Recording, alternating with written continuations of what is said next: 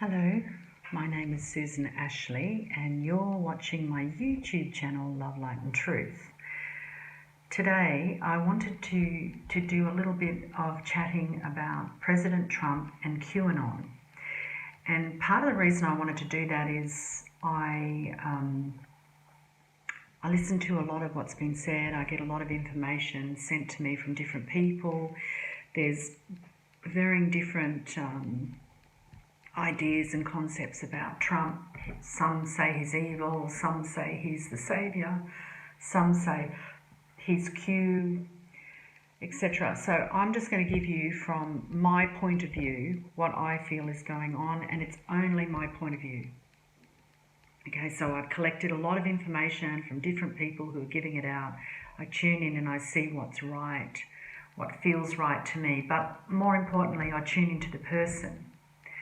And every president that you've had since Reagan, and even Reagan, look, I wasn't that aware about politics at that time, so I can't really put that into it, but all the other ones I was. And what I noticed was that they would go in with one energy, like it felt like they went in as themselves, and within a week or sometimes a month, I'd see them on the TV and I'd hear them speak and I'd think that's not them anymore. Like there would be something about their soul that had changed. And I never really understood at the beginning what that was. And in some ways I thought maybe they were being hypnotized at night because they would change. It would seem as if they lied about what they believed in. The principles in which they got voted in were completely different to what they actually did. So I was thinking, my God, are they being hypnotized? I mean, what's going on with these people? And the other thing that was really astounding was Tony Blair. Remember Tony Blair from England? I remember before he went to see Bush, he was espouting on British TV that, you know, he wasn't going to cow down to the Americans and things like this. And then he went to Camp David and the same thing happened to him. It was like, when he went in, he was one person, and when he came out, he was another person. And I'm thinking, what the hell? Was he hypnotized? I mean, what really went on there? And so, over the years, I've watched this. I've watched every president go in. Now, it's not just America, by the way. It happens in other countries as well. So I'm watching these people go in with all these good intentions and everything, and then I'm thinking, oh, they're just a scammer, they're a liar. You know, but I really do feel something's happening to these people, whether they're being taken over or they're being hypnotized, or some people think cloned. I'm not so sure about that. I think some of them are being blackmailed. I feel some of them are being taken over psychically by something else. Now, this is going to get freaky, what I'm going to tell you, because, like I said, I can only go off what I know to be true, what I experience personally and what I tune into. And I have a background of working with people who were satanically abused, in satanic cults, pretty horrible stuff. Anyway, because of that, I had to psychically delve into, because I've always been, I call it spiritual. I don't like the word psychic. I've always been a spiritual person, always been in tune with spirit, saw spirit, heard spirit, was influenced by spirit. I know the difference between dark and light spirits. I know when they're trying to manipulate me or someone else. So for me, I have a very good understanding of energy.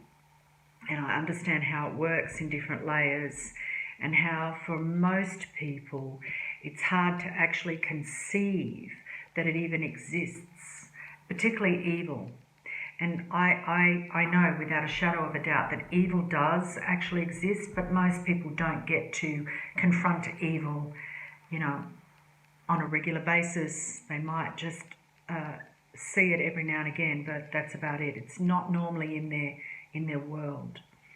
So as a result of working for many years in that field, I had to learn a lot.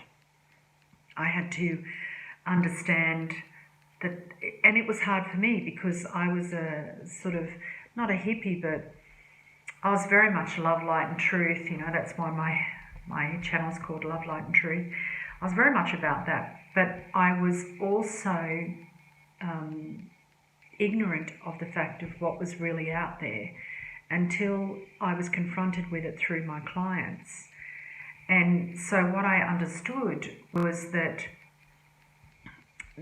evil does actually exist, and it exists in different layers. And what I experienced as well was being taken underground, and I did videos on that, being taken underground, meeting alien beings. And from that I understood that under the White House, under different places in Australia, they have a lot to do with the military. And I know, look, I've known this for almost 30 years, and I never spoke about it. Obviously, there was no internet at that time. There wasn't people writing books about it, or that I found. There wasn't really anyone I could talk to about it, so I just kept my mouth shut and dealt with it on my own. Now, a lot of people over the last few years are coming out and talking about it. They've got insiders that have shared information with them. So all of the pieces that I knew are being put together. And I know it's taken me a little bit to get to the point, because I hate listening to videos where they blabber on for hours. I just wanted to set the scenario on where I'm coming from, where I'm getting the information from. It's from my own personal experiences. And from what people have told me. Now, I can't tell you their names because that would be a violation. I want people to come to me for help. I want people to feel safe and comfortable with me, because trust is the biggest thing you have when you're working with people. If they don't trust you and they don't know that what they're telling you is kept confidential, they won't open up and they won't come back. And my intention is for people to be able to live some sort of normal life when they've experienced this sort of thing. And so because of that, I never ever say names, never. And a lot of what I'm going to talk about today, those people are from a very long time ago, could even be dead now. So I'm still not going to say their names.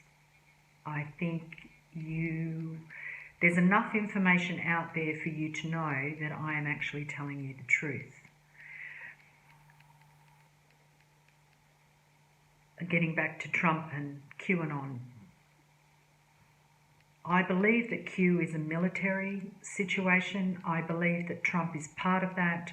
I don't believe that Trump is the head of that.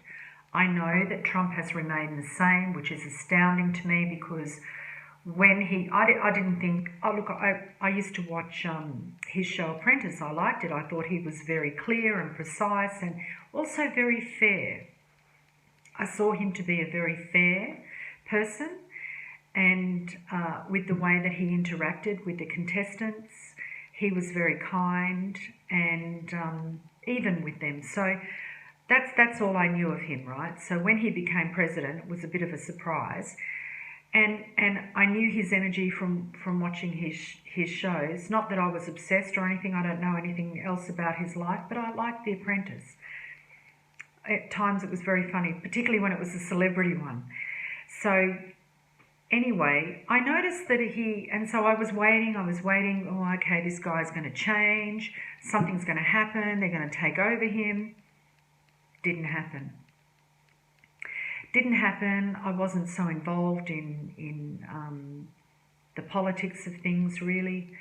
And then as time went on, I started to see this QAnon thing going on. And so everyone was saying it was him because he's such a good chess player and everything. It has to be him. And they're all, banking on it being him and wanting to believe that it's him. I believe that he is part of it, but I don't believe he's the head of it. I believe that it is the Defence Force who's the head of it, who perhaps approached him to be part of it, to help to help the planet, to help America and the planet, because I understand that the dark, this evil that I was talking about, controls the planet up until now. But that is breaking off into fractions. So you have two aspects of the darkness that are fighting for territory. And I remember years ago, like I said, I was taken underground. I was shown a lot of things. I've had communication with different alien beings from different planetary systems.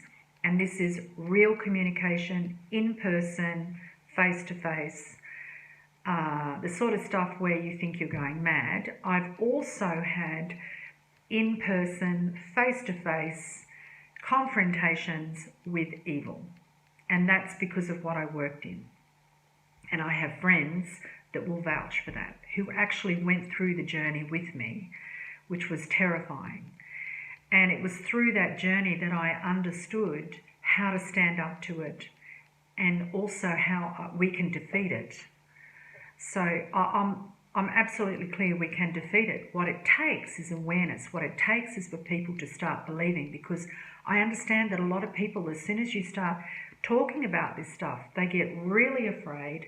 They don't want to talk about it. They walk away. Look, I recall that for me personally, anyone who hangs around me long enough knows that I can really annoy them because of the way that my energy is. So I can, say, meet someone in a school group, or, I'm trying to integrate, help my son out a little bit.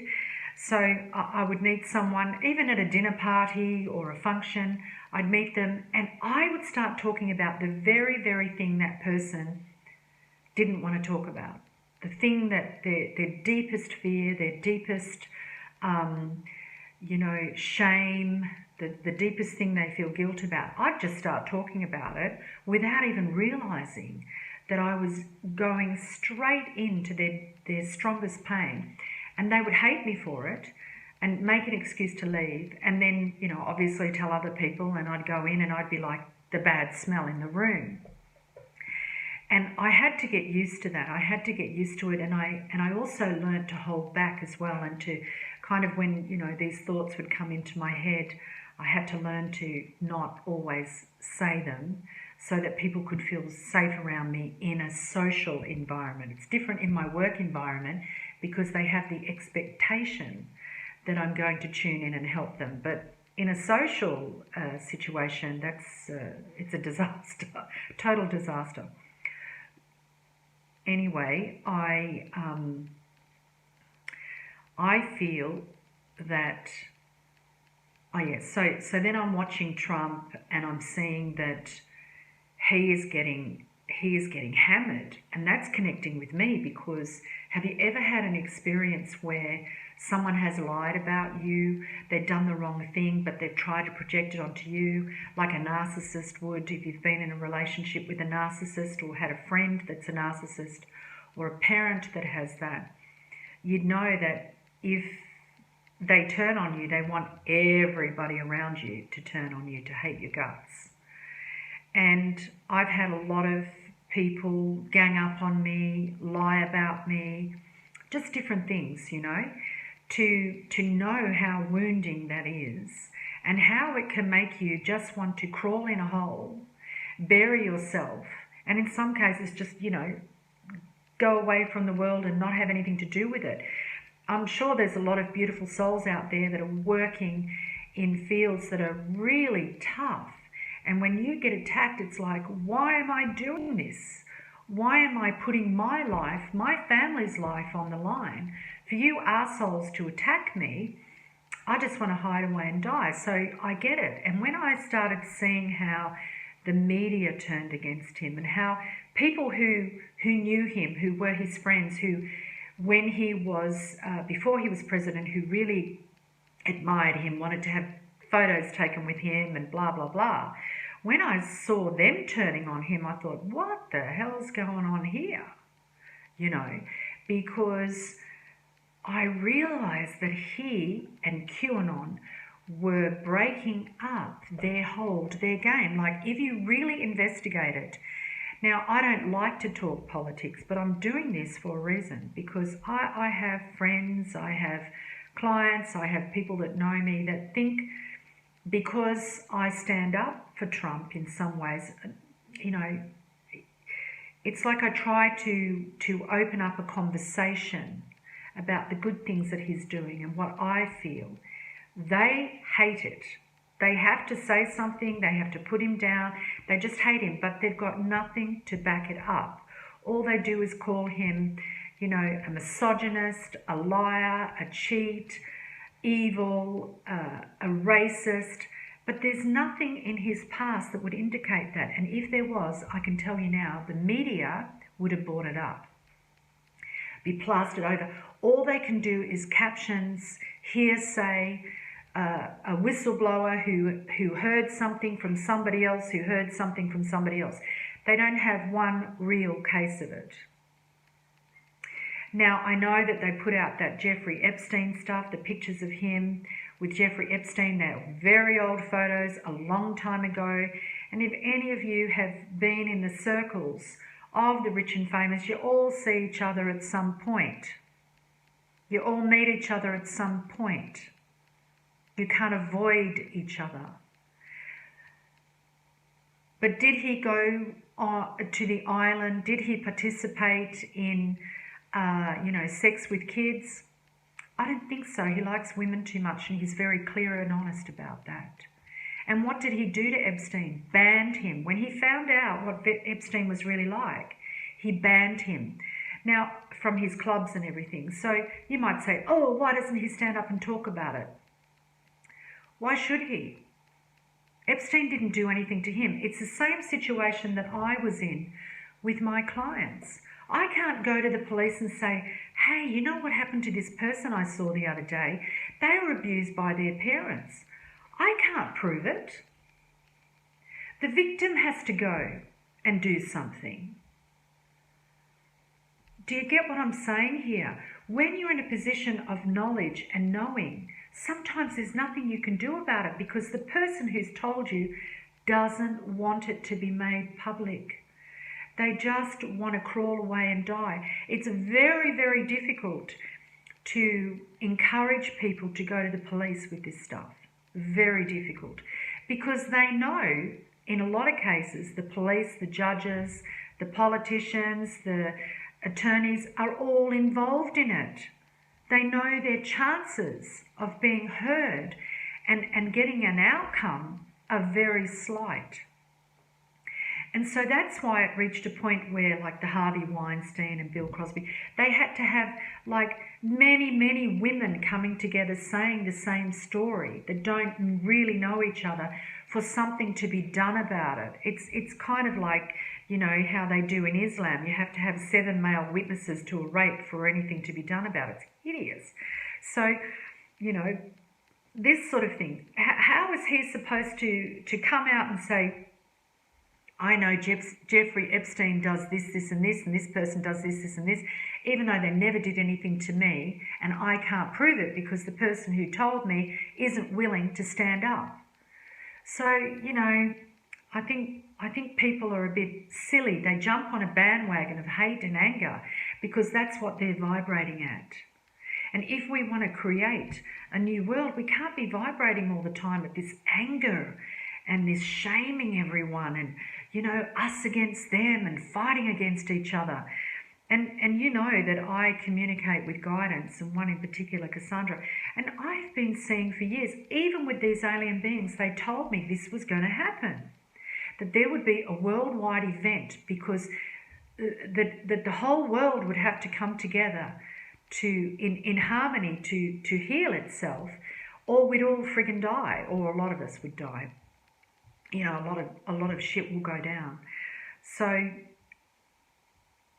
I'm not wanting to take a political stance against anyone, but when you sort of sit back and you look like I do, I look energetically, I can see, okay, he's still the same person, still the same soul, still the same soul. He's getting hammered by people who loved him before. What's that all about? When I look at the people who are hammering him, Who are they? What's in their background? Most of them are diddling money. Most of them have their kids working in a company. Anyway, I don't even need to go through that because you all know it. And yet, there's so many people going, oh, that doesn't matter. Let's just attack him because that's what the media is encouraging us to do.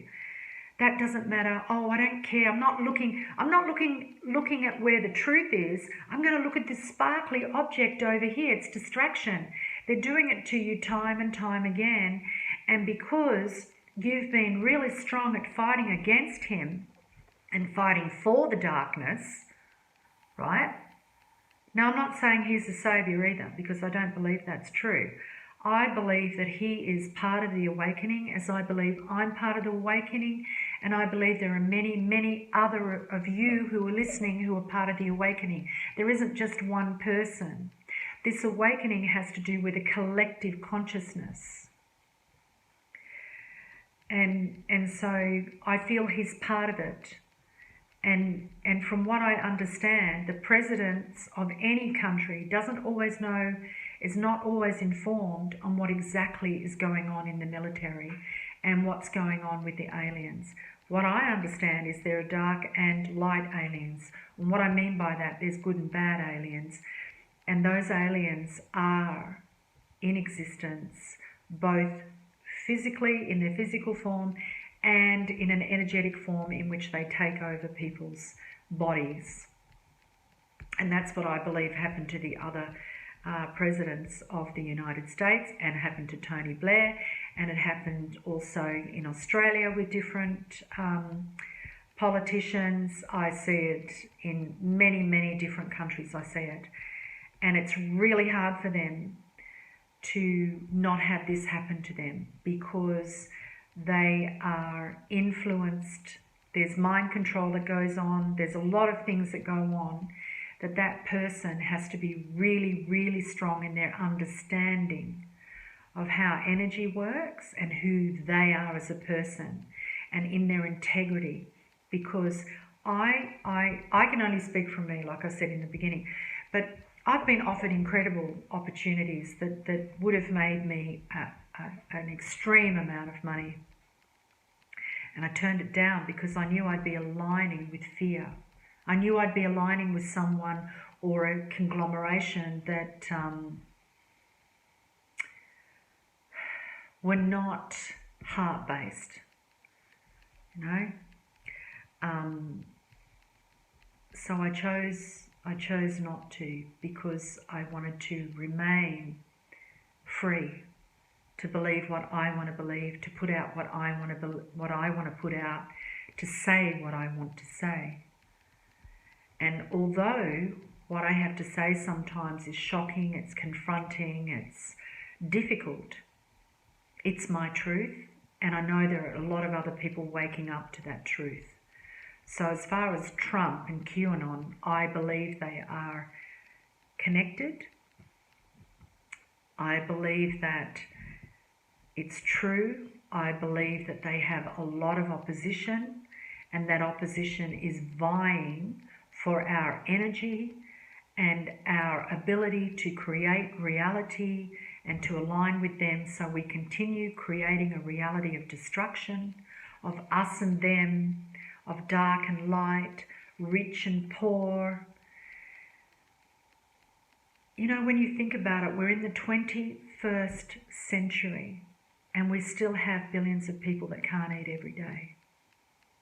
We still have people who are suffering.